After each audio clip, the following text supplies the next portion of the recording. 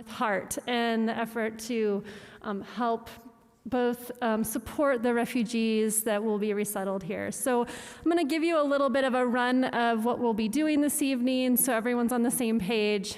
And tonight we're lucky to have just a host of amazing folks to share a few different words. That includes representatives from HEART, the new organization. We'll first begin with Pat Kemp and then Valerie Hellerman. Valerie is also with Hands On Global.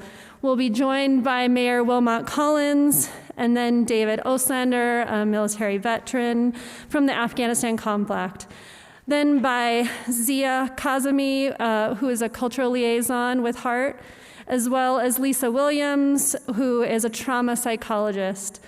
We'll then finish off with some words from Eleanor Edmonds and Valerie Hellman, both of HEART, to talk about your opportunities to join in this effort in the coming days, weeks, months, and years.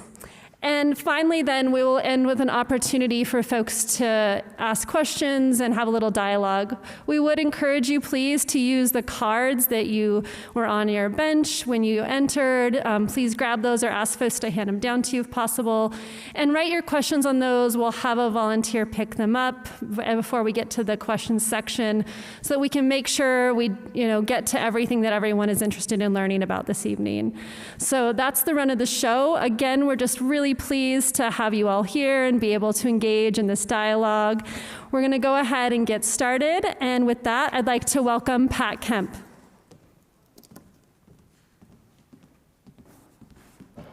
Good evening. I'm reading a statement from Representative Marianne Dunwell. Thank you, everyone, for being here this evening. It's going to take a village to welcome and help our new Afghan neighbors. The refugees are arriving with nothing and have experienced severe trauma. Let's make them feel welcome during this season of love and giving. Marianne says, I wish I could be there this evening with you, but I am traveling to visit family. It's been an honor to work with the Helena Afghan Refugee Resettlement Team, or HEART, a group of dedicated, hardworking volunteers with heart. No matter what you think about America's 20-year war in Afghanistan or how it ended, Afghans helped our U.S. soldiers. Now, their families and neighbors have fled their homeland or are still trying to escape for fear of being killed by the Taliban for helping America. I'm grateful to our community for stepping up and wish all of you happy, peaceful holidays. Warmly, State Representative Marianne Dunwell, Helena, East Helena.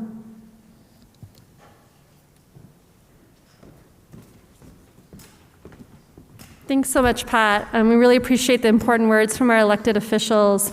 And also from Valerie Hellman, the continual global connector and an organizer. So thanks, Valerie, for joining us to tell us a little bit more about how you all got started on this effort. Thank you, Rachel. Good evening, everyone. It's wonderful to see you all here. Hands On Global is a Helena-based NGO, and we've been providing medical care to refugees for many years. We have made over 8 trips to the refugee camps in Greece, on Lesbos, Samos, and Athens. What I do know about refugees, and particularly Afghan refugees, is so many have lost family members, lost their homes, lost their community, and lost their country. They have lived through years of war. And according to the website Cost of War, over the last 20 years of war, 81,000 civilians were killed. 3.5 million of Afghanis were internally displaced. Over 2.2 million are refugees. According to the UNHCR, just since January 2021, 270,000 have been displaced from their homes, and their villages and the infrastructure of their country have been decimated by 20 years of war. For Afghans, leaving their country is not a choice. It is a matter of their survival. Many of those seeking refuge here in the U.S. have worked very closely with our U.S. military, with NATO, and with NGOs. In the Greek camps, I personally worked with many Afghan asylum seekers in the medical clinics. They were kind and caring people hoping to ease the suffering while they awaited their own asylum hearings. When we in Helena heard that the USA was taking in Afghan refugees as Afghanistan fell to the Taliban, we held a hastily organized community meeting in September. That meeting was to explore if the Helena community had the capacity to resettle refugees here. There were many, many positive responses, many people wanting to help, many stepping forward to offer services. And there were a few concerns. Vetting was one of them, and Mayor Collins is here tonight to discuss the vetting process. Housing availability was a concern because of our own homeless population. All these topics will be addressed here tonight. We then formed a team of volunteers, called ourselves HEART, Helena Afghan Refugee Resettlement Team, HEART, and began to work with the IRC, the International Rescue Committee in Missoula. They are the Montana Refugee Resettlement workers. Our team took an extensive training course. We were vetted and are now co-sponsors for resettlement in Helena. Due to our community's generosity, we have secured some affordable housing, furnishing, and clothing. Many people have come forward offering services. There are many jobs here in Helena, service jobs in our community, and employers willing to hire refugees. We don't know how many refugees are coming. We expect maybe 15. We don't know the demographics at the moment. We do expect to have some families and single people. They will come fully vetted. They will come with work permits and Social Security cards. They will have some public benefits, and the hope is that they will be self-sufficient within 3 to 6 months. Many will be highly educated and are willing to do many menial jobs to have a start. We have met extensively with Senator Tester's office, law enforcement, Pureview Health Clinic, and some immigration attorneys. We've been in contact with ESL, English as a Second Language program providers, CTI, state benefits, schools, and are confident we are prepared to assist in a transition into our community. As Representative Dunwell said in her opening, that was read by Pat Kemp, it takes a village, and I sincerely believe Helena is that welcoming, supportive village. It will take us all to welcome the strangers. Here, in this Christian church, I offer a reminder of the words from Leviticus in the Old Testament. God's people are commanded, don't mistreat any foreigners who live in your land. Instead, treat them as you treat citizens and love them as much as you love yourself. Remember, you too were once foreigners. Thank you.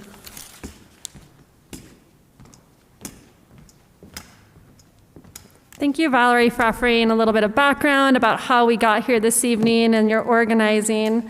I'd like to welcome up my friend, our mayor, Wilmot Collins, to share a little bit of experience and to help talk to us about his leadership in our community around the subject. Thanks, Wilmot.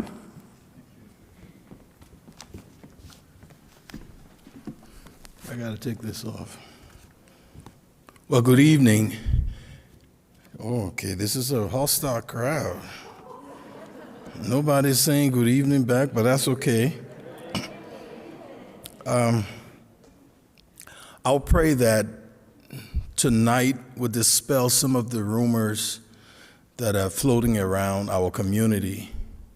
Some of you are not aware, but I am one of those who's getting those derogatory emails daily and saying a lot of things that I know they're not true. But some people do believe those things. And so I hope that whatever information I'm going to provide tonight is the truth. And they can be found on the U.S. government websites. So I know when I came here February will be 28 years ago, someone before me said they come here with nothing, and I'm one of those. When I arrived JFK Airport, I arrived with 25 cents. And I tried using the phone booth to call my wife here in Helena, and the phone booth had 35 cents. So I couldn't call. And then I saw this gentleman in the lobby, and I said, "Sir, would you loan me a dime?" And he said, "How would I be paid back?" I said, "Okay, would you give me a dime?" And then he handed me the dime, and I was able to call my family to say I was in America, I'm coming to Montana the following day. And so basically, I came into this state, into this city, without a dime, without a penny. And this community wrapped their arms around me and my family, wrapped their arms. And so I know this community can do it. I'm not going to say it's going to be easy, because the same emails I'm receiving, the derogatory emails, I also got some of them when I first came. They didn't want me here. They wrote on my home, "Go back to Africa." They defaced my home. Did I let that stop me? No, the community rallied around me and washed my walls down. That's where we live. That's why I'm confident it will work. Refugees are the most vetted immigrants of all immigrants that enter this country. We have immigrants that come from, we have immigrants that are here as visitors. Do you know how basically what you need to become a visitor in the U.S.? You're not really vetted. You must prove you will return to your country. And so you have to prove that you will come here. You have to prove that you are capable of caring for yourself. And then you will return. So we have that group of immigrants who really not really vetted. Then we have asylum seekers who are sometimes visitors who come into the country as visitors, and then they petition the government saying, "If I go back, I will be injured, I will be killed, I will be this." And so then the vetting process starts when they petition the government. Then we have students who come here. The only thing they have to do is prove that they can pay their school fees. And so the people come here with their money and they pay their school fees and they go to school and they stay in this country. Then we have the professionals that employers bring in. And, hey, I need this man, he has this credential. They are barely vetted. That's not the case with refugees. There are three parts to the vetting process for refugees. That is priority one. That occurs when the United Nations High Commission for Refugees, UNHCR, or a designated NGO determines that an individual meets the definition of a refugee. When the UN vets you and say, yes, this person qualifies as a refugee, then they can start that process. And then you look at the next process the next group is the P2, priority 2, which provides for designated vulnerable groups such as Afghans who have worked for the U.S. entities.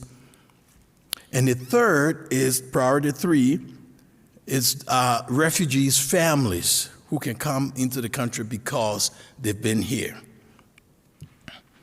And the pre-screening process, when a case is referred for pre-screening, it goes to one of the 9 resettlement support centers. Now we have 9 different agencies that are authorized to resettle refugees in this country.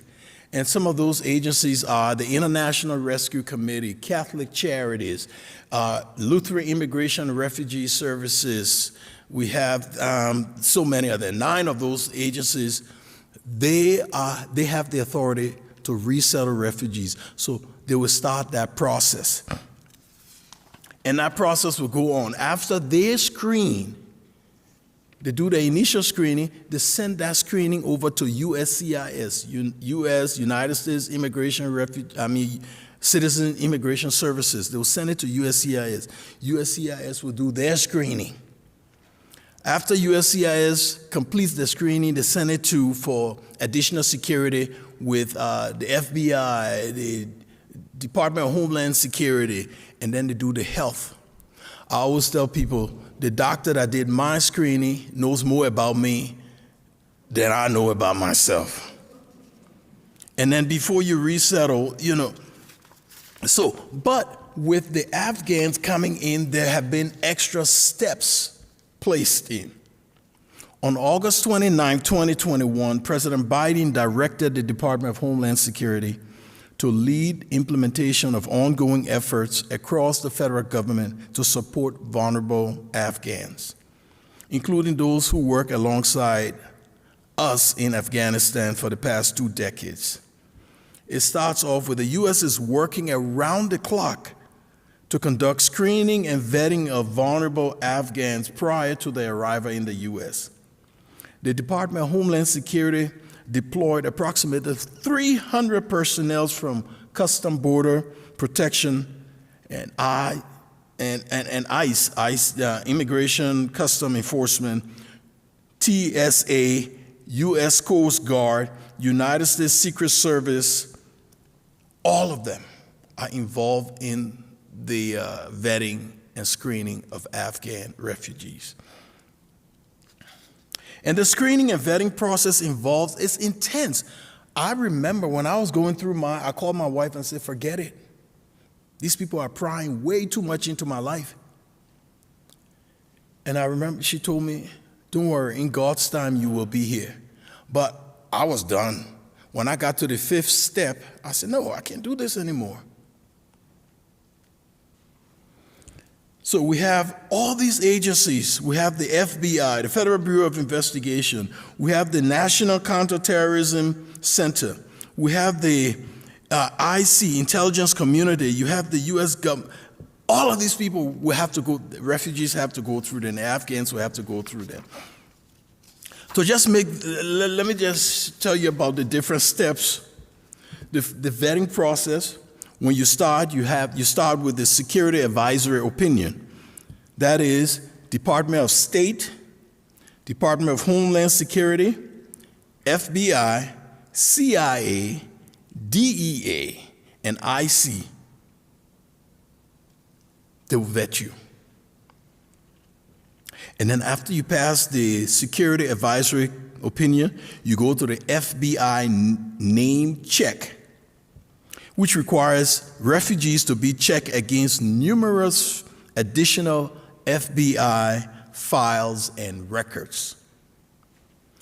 Then you move to the control application review and resolution process, and that is with USCIS.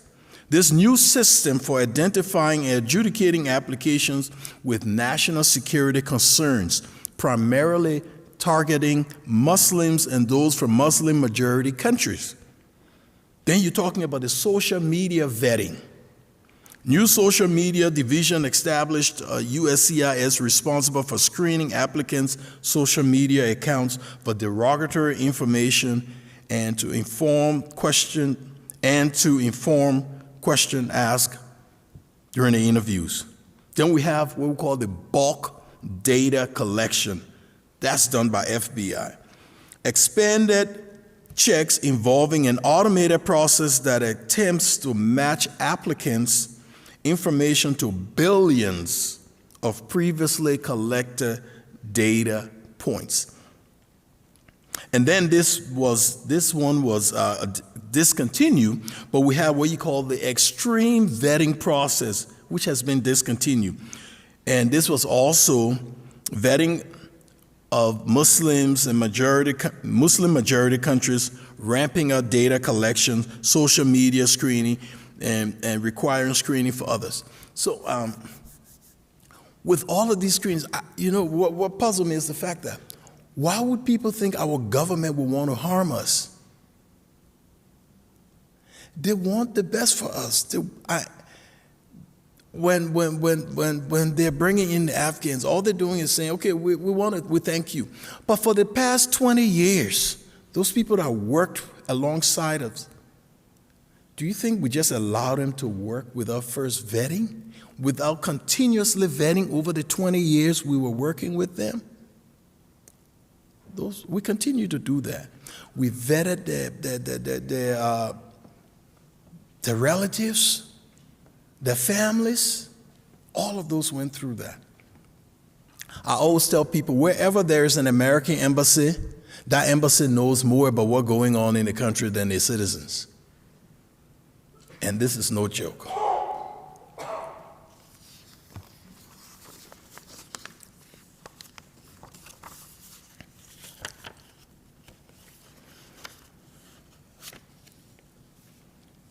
So, ladies and gentlemen, what I have to say here is, yes, there will be fears of the unknown. But let's be reasonable. There's no need to start attacking our neighbors for doing the right thing. I know I'm getting those emails, and I'm telling you, I wish I brought my phone in to read some of what I received the last couple of days. You won't believe that those are some of our neighbors. That's how they feel. They're afraid. And we have to take that into consideration. But we must be reasonable when we are afraid. That reasonable fear. I thank the organizers of HEART. I know it's not easy.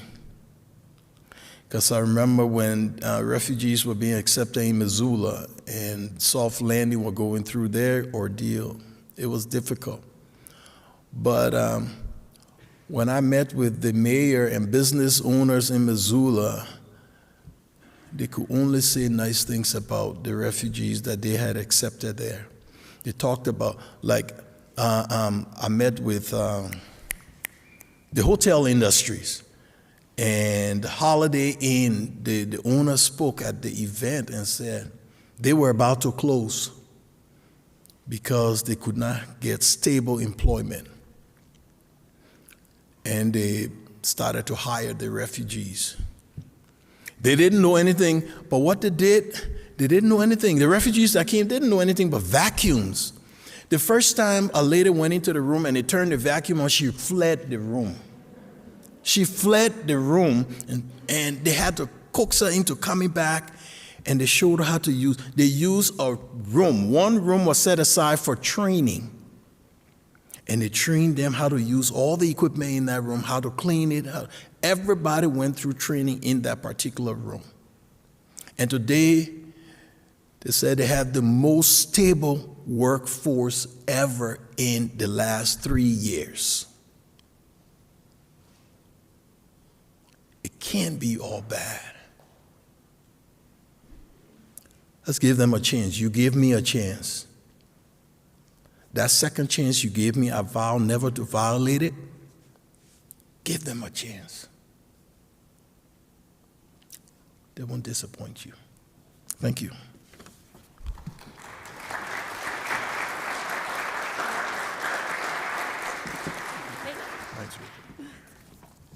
Thank you. Thank you, Mayor Wilmot Collins. Really glad you're here to share that story. And we're sure glad that you continued past that process number 5 and stuck with it. We're also going to hear tonight, and I welcome new friends, and that's one of the things I think that's exciting about this effort is to see a lot of friendly faces, to see a lot of folks that I've known, but also these activities not only introduce us to new people to our community, new friends, but also people that we haven't connected with who've been here together. And so I want to welcome David Oslander, U.S. military veteran from Afghanistan, and a new friend for me tonight.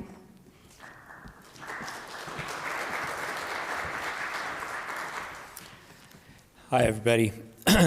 Mayor Collins, Sheriff, leadership team from Heart, and everybody who is here with open hearts and open minds.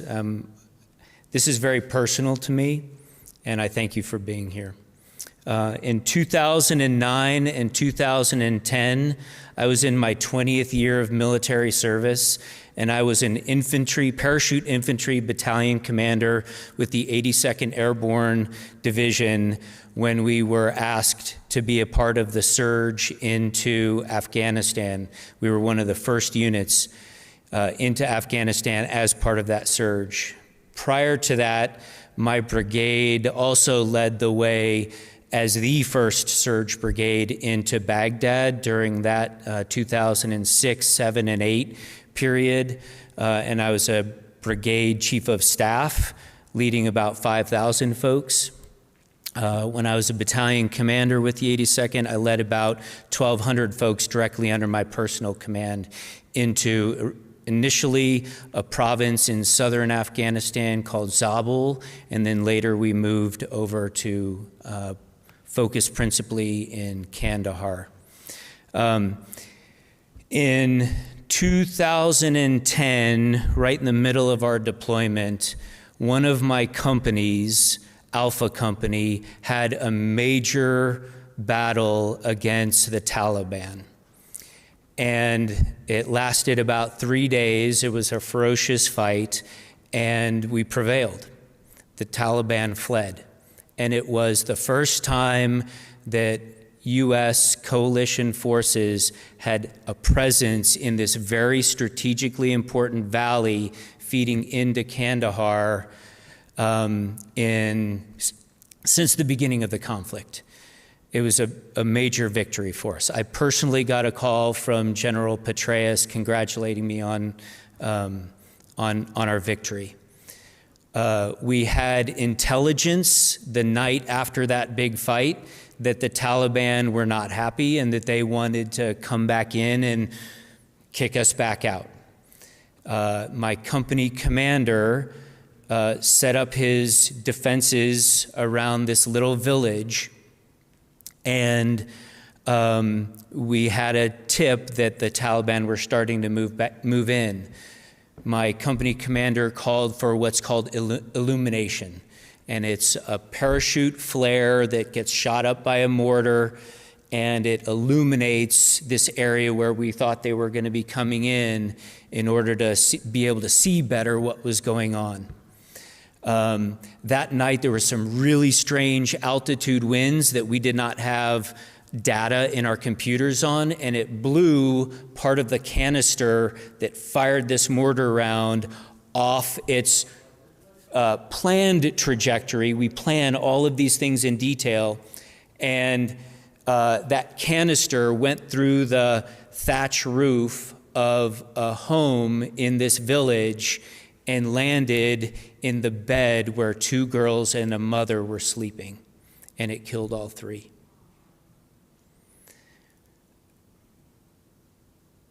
That would have devastated our presence, and we were really working hard to come in on the moral high ground and show what Allied forces, what the Afghan government was capable of doing when we move into an area, bringing all kinds of financial and expertise and support. I immediately got a call, jumped on an aircraft and flew into that village that next morning, and the locals, as you can imagine, were absolutely furious. And it was going to lead to another bloodbath. I thank God for my personal interpreter. His name is Abdul. Abdul, as we're getting ready to get on the aircraft, through the entire flight that was about 45 minutes, he sat me down and explained to me Pashtunwali, which is the Afghan code. And he explained to me that I could not come in as a Westerner and try and make amends for what we did.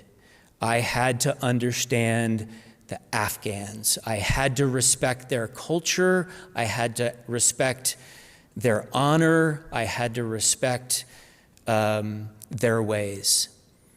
If it had not been for him teaching me, holding my hand as I was trembling, thinking about what was about to happen,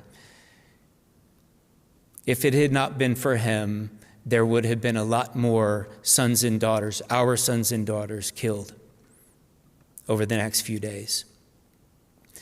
We had a shura with all of the elders.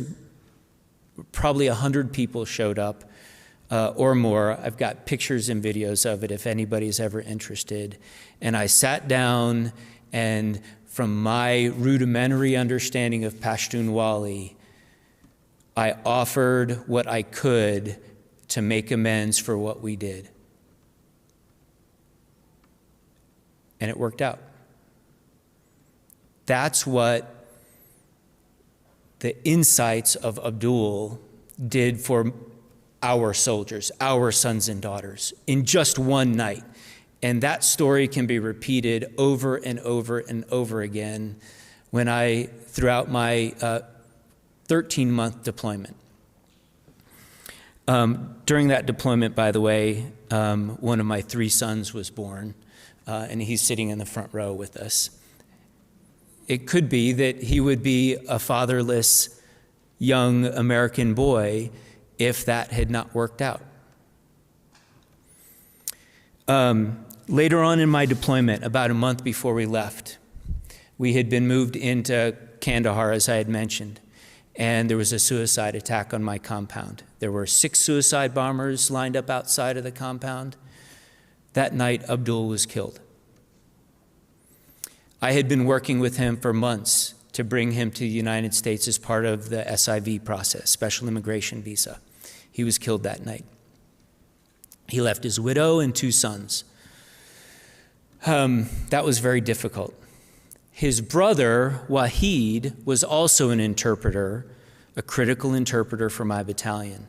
About 2 years after I deployed, we finally were able to bring him, after I redeployed, we were finally able to bring him to the United States, and he got here in 2015. Since coming to the United States, he has become a U.S. citizen. 2 of his Afghan-born children just became U.S. citizens, and he's had 2 more kids who are U.S. citizens, and they all live in Chicago, where I had originally settled. He's a truck driver with a CDL license, driving for FedEx, trying to help unencumber the supply chain problems that we're facing today. He pays taxes. All of his kids go to school. One of them is his oldest daughter, is an honor student in the Chicago public school system. They are an amazing family. We've celebrated Easter with them, and I'm happy to show you some pictures of that. We've celebrated holidays and birthdays. When I was not able to be present in the last few weeks of my father's life, when he was living in Chicago, Waheed and his children went and visited him. This is the kind of people that we're going to be welcoming into this community. And not only do I have great confidence that we are going to welcome them in a beautiful way, but I'm also very confident that they are going to be amazing contributors to our community and give so much to us. The last part of this story is Waheed and his entire family of 6 had gone back to Afghanistan earlier this year. He was visiting his ailing mother and father and his wife's ailing mother when everything started to go south in Afghanistan. I got some frantic calls on WhatsApp from him, and we worked very hard to figure out what to do. One of the calls was there was just a night letter delivered in the front of his house, and it said the Taliban were coming for him because they knew what he had done and what what he had done to support U.S. forces. We worked to get him down to the airfield right when one of my plebes, I'm very proud of this, I'm a West Point graduate, one of my plebes, an underclassman, when I was a senior, he was the division commander of the 82nd Airborne Division when they landed in the Kabul International Airport to start the evacuation process. Chris Donahue, General Donahue. We got him down to the airfield with Abdul's widow and her 2 sons. And they were on that, all 9 of them now, were on that first flight out of Kabul International Airport that we all saw pictures of with 800 people in the floor of a C-17 aircraft. They spent about a month being vetted in Qatar, and now they're all settled in Chicago, and the entire family, all of the kids are going to school and making contributions to their community. They play in the parks, they play soccer, they love computers. Waheed's biggest frustration is they spend too much time on their iPhones. These are amazing people, and they're going to be great contributors to our community. And I'll be available to answer any questions at the end of this. Thank you.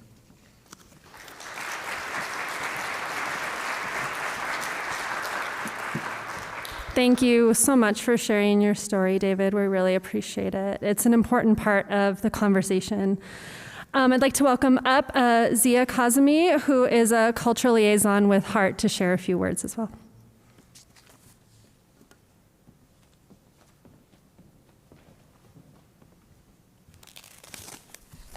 I'll take my mask off as well.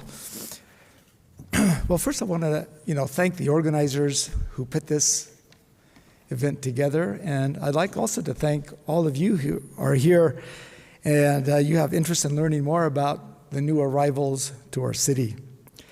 As we all know, these refugees are part of a mass evacuation in which the U.S. government airlifted over 114,000 Afghans from Kabul. Of these, about 60,000 were flown into the U.S., with the remaining going to different countries overseas. And the recent census shows that the number of Afghans residing in the U.S. is roughly about 132,000. However, the number might be closer to about 400,000 in this country due to lack of responses to the census. So the point I'm trying to make here is that this evacuation or influx of Afghan refugees into our communities is historic, as it nearly doubles the official count. And most of the Afghans are concentrated in about 7 states, with over 50% of them in California and Virginia alone. So I'd like to give a brief overview on some of the basic, by the way, let me just introduce myself a little bit as well. I'm listed as the cultural liaison here, and so my name again is Zia Kosumi, and I was born in the U.S. a long time ago. I spent about 10 years of my life in Afghanistan during the 60s, and it was definitely a different country back then. So what I was used to back then and what is happening now is night and day. Back then, there were bars, girls wore miniskirts. I mean, it's just not comparable to what you're seeing there today. But anyway, over the years, I've kept in touch with people that I know and family and friends. Like I said, I only spent 10 years there, but I do speak the language, and I'm hoping that I might be able to be of assistance, for folks that need to go to the hospital, or if there's anybody needing to help with translation, that I might be able to do that. I do speak both of the national languages that I learned while I was there. A little bit about the society and culture. There are 7 major ethnic groups in Afghanistan. The Pashtuns and the Tajik make up more than 70% of that. And then you have the Uzbek and the Hazara and the Turkmens there as well. Afghanistan is a patriarchal society where the men hold primary power. In rural areas, the father is considered as the main authority and makes decisions for the entire family, including even their adult children.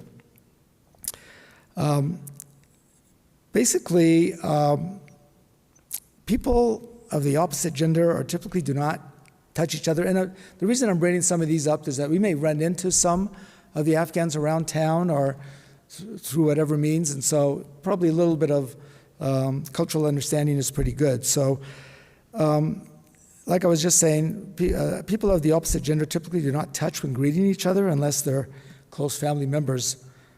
Placing your hand over your chest in lieu of a handshake is considered to be a sign of respect.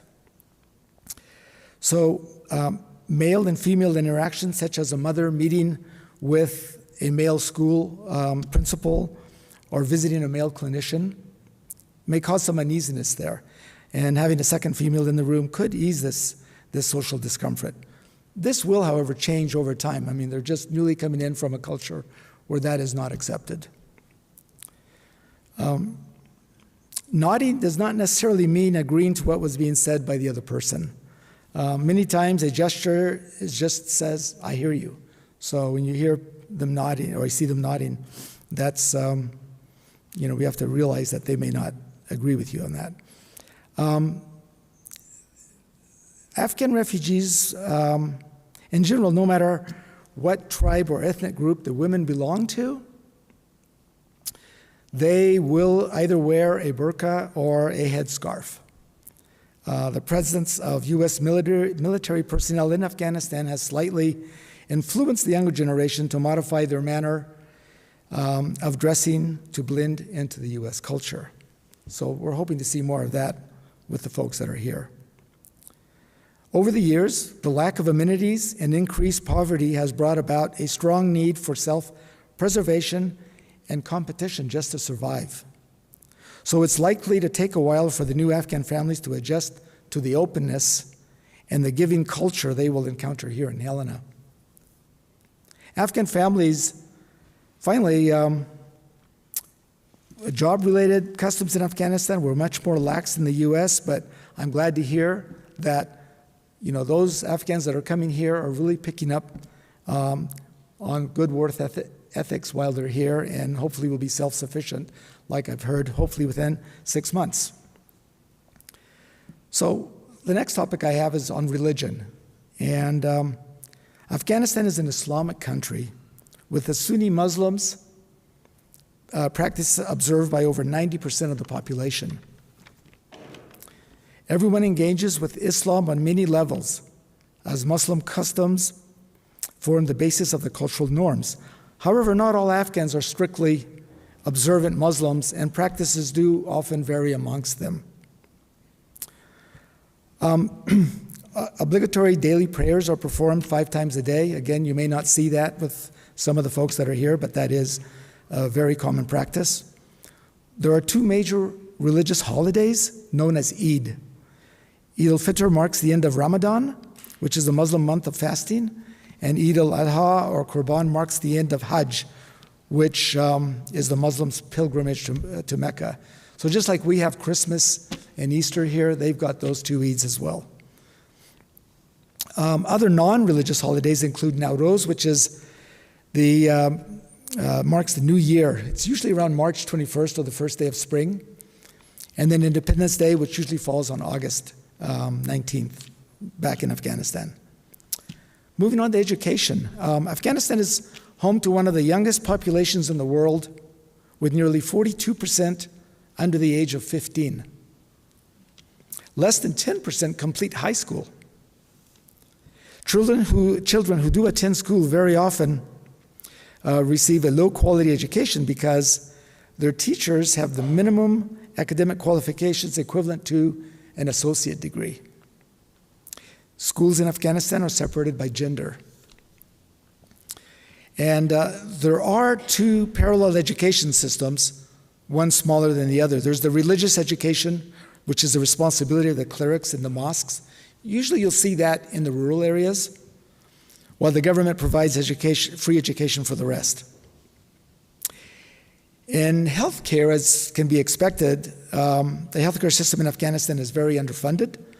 An estimated 1.2 million children are malnourished, and about 41% have experienced stunted growth as a result.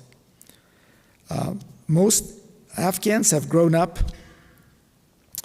in a continuous war zone and have witnessed violence, lost loved ones, have been separated from family members, or sustained physical and psychological injuries. Afghan youth may manifest signs and symptoms of trauma, such as anxiety, confusion, depression, or low self-worth. Community members here in Helena can help by providing information about on-site or online support groups and networking opportunities. Moving on to food and diet. The distinction between halal and haram foods as prescribed in the Quran is the standard that all Muslims follow. Halal means lawful and permitted, and haram means forbidden. For example, lamb, beef, goat, chicken are all halal as long as a Muslim butchers them and offers a prayer. Fish and eggs are also permitted. On the other hand, all products from pork are forbidden, as are all types of alcohol.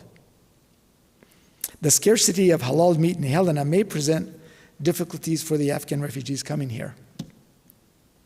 Finally, it must be remembered that unlike many other refugees entering this country, family members of these particular refugees have been directly involved in assisting and supporting the U.S. mission in Afghanistan to counter terrorism and keep the U.S. safe. Over the past 20 years, these refugees have risked their lives and the lives of their families opposing the Taliban and other terrorist groups. It's time they get a chance to live a life of peace and opportunity. And thank you for listening.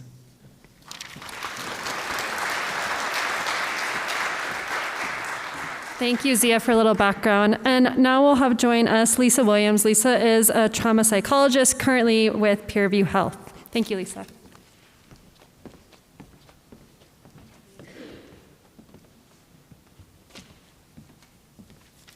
Good evening. And I'm a trauma therapist I just wanted to, I know you said psychologist, but I'm a trauma therapist, and I'm the behavioral health director at Peerview Health Center. My name is Lisa Williams, and thanks for having me tonight. I'm actually going to be really quick. I was told I was given 5 minutes, and I'm going to honor that. So I wanted to talk a little bit, just a little bit of background about myself. I've only been in Helena 4 months, and I basically transitioned here to work in the behavioral health field at Peerview Health Center. I am a wife. My husband retired from the Marine Corps after 23 years, and I supported him on 3 tours to Afghanistan as active duty and 1 as a private after he retired. And so my biggest focus tonight is on post-traumatic stress disorder and what that looks like, not just from the Afghans, refugees actually coming here, but also what does that look like in our community. I'm a wife of a veteran, a retired veteran. I know what that looks like.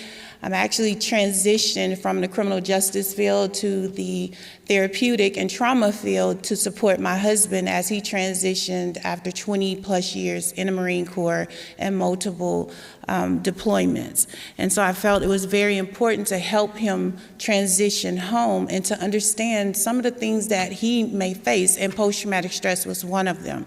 So I'm going to give you just a clinical definition of what post-traumatic stress disorder is.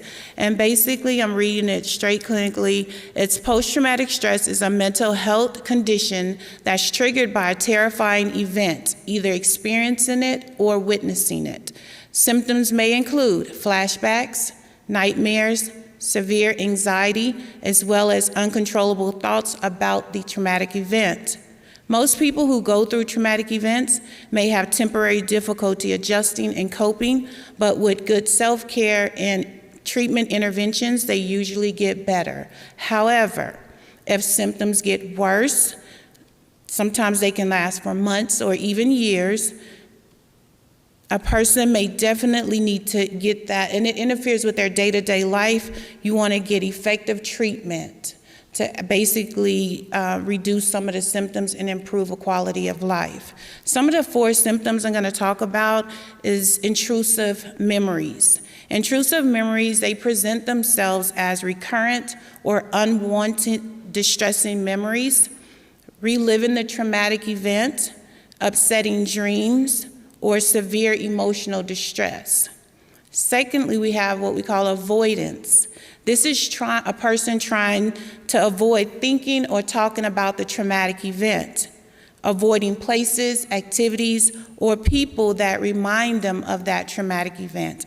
And those things I just want to point out, being a wife of a veteran and also having worked in law enforcement for most of my career, I worked with a lot of veterans who suffer from post-traumatic stress disorder. And a lot of times, activities, places, I've been on the road where officers have pulled people over, detained people, and tended to be a little bit more aggressive based on some of their own, untreated or unresolved post-traumatic stress disorder. And so I really wanted to talk about that because we can look at it from one side of the table on the traumatic experiences that the refugees may bring, but we also must look at our loved ones and some of the experiences that they're bringing to it, which would make a perfect storm, right? It would create a perfect storm in our community. So another symptom I want to talk about is negative changes in the way a person thinks or in their mood. So this presents itself as negative thoughts about themselves, about other people, or about how they may see the world, right? Hopeless about the future. May show up as memory problems, not really remembering a lot of details about their traumatic event. Difficulty maintaining close relationships, feeling detached from family members and friends, lack of interest in activities a person may have once enjoyed, difficulty experiencing or expressing positive emotions. And lastly, for negative changes in thinking and mood could be sometimes a person is just emotionally numb, right? Emotionally void. And then the last symptom I just want to talk about really quickly is there may be changes in physical or emotional reactions to things. That may present itself as being easily startled or frightened, always being on guard for danger, being self-destructive. That may include excessive drinking or could even present as like reckless driving, trouble sleeping, trouble concentrating, irritability, anger outbursts, or overly aggressive behavior. In some cases, lastly, it could be overwhelming guilt or shame. So I just want to close to say that PTSD symptoms can vary in intensity over time. A person may have symptoms when they're really stressed, so those symptoms may really show up, or they may show up over time. For example, if a person hears a car backfire, then that may trigger or relive a combat experience, right? Or a person may hear a report on the news about a sexual assault and become overwhelmed with memories about their own sexual assaults. So I just want to wrap up to say that we have to be we are a brother and our sister's keeper, in a sense. And so we can always look at one side of the coin, but we also have to look at both sides of the coin, what each person is bringing to the table. I know being in Helena for 4 months, I had a lot of anxiety, and I'm a therapist, I'm a trained therapist, I've done this. And I would say this is the first time that I experienced real anxiety. And my family is I transitioned here from Mobile, Alabama. I'm not from Alabama, but that's where my husband and daughter is now. But just not being with them, they're still not here. My daughter's graduating this December. Well, actually, she finished up this week, so really just trying to keep her stable. But, just being here without that support and having to navigate the community and, by myself. And I really have good friends. I have good networks. And I didn't even know that a lot of persons here in the community were already opening doors that I didn't even know that they were opening, and I'm very thankful for that. But it was still a lot of anxiety on my part because I didn't know anyone. And if we just want to be transparent, there's not a lot of people that look like me in Helena, So, it is what it is, but it still didn't change the fact that I love and I care for this community. I care for any community that I'm going to be in, but it still caused a level of anxiety because that sense of identity, it's not as prevalent, right? And so I just wanted to give you some information a little bit about post-traumatic stress disorder and just thinking about it from from both sides of the coins, because it's always easier to look at what someone else did wrong, how aggressive the other part was, but not always looking at what initiated that aggressiveness. And so just keeping that in mind and continue to have conversations about that. I'm at Peerview Health Center. And as I said, I'm the behavioral health director. So anytime you guys need anything, contacts, getting family members connected, we are here for you. And we're also integrative health care. So our goal is to provide dental, medical, pharmacy, and behavioral health in one location, which I think would be ideal for our refugees coming in. I'm working really hard to help train and create some cultural sensitivity among staff as we get prepared to serve any person that walks through that door. So just thank you for having me tonight, and it's good to see everyone. Thank you.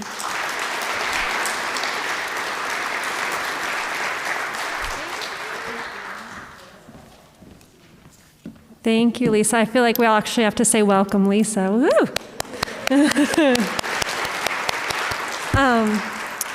All right, as we're getting ready to wrap up, I'm going to welcome both Eleanor Edmonds and Valerie Hellerman from Heart Up. And also, I'd love if you would hold up if you have a card, and a volunteer will come and grab that from you around questions. We're tight for question time because we had such wonderful things and really important and valuable things to hear. But if you do have something, please go ahead and hold that up. And now we'll hear from Eleanor and Valerie as well.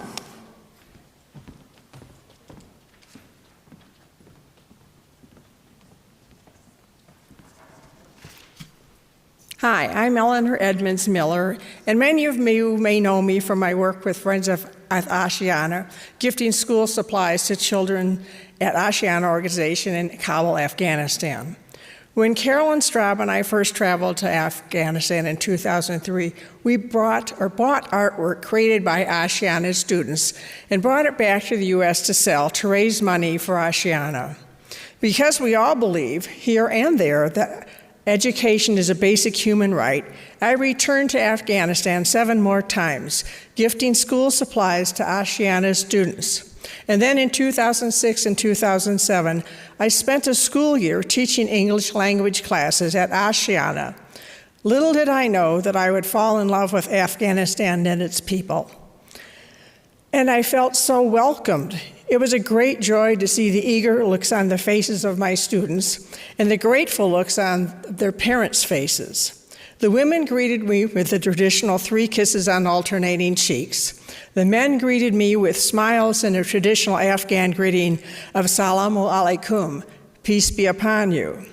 Why am I telling you this? Because I think it's important to remember that our cultures are both of hospitality, and I was warmly welcomed, treated with kindness, kept safe, and made many lifelong friends. But the return of the Taliban this past summer has made life in Afghanistan extremely dangerous. It has made it deadly. Those who could flee did. When they fled, they left behind everything: family, friends, all their possessions. Though our cultures are different, we have different languages, we have different foods, we have different religions, we do share a culture of hospitality. So I'm asking that we think about this and we greet them with smiles and friendship and courtesy and respect. This will be a transformative time for all of us, learning about each other's culture. but it will make all of our lives richer. To the Afghan refugees that come, we will say from our hearts, Khosh Amadid, welcome. Thank you.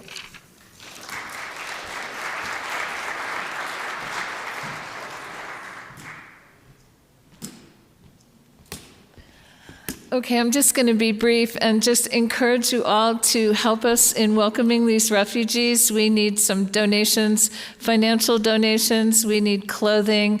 We were pretty much good on furniture right now.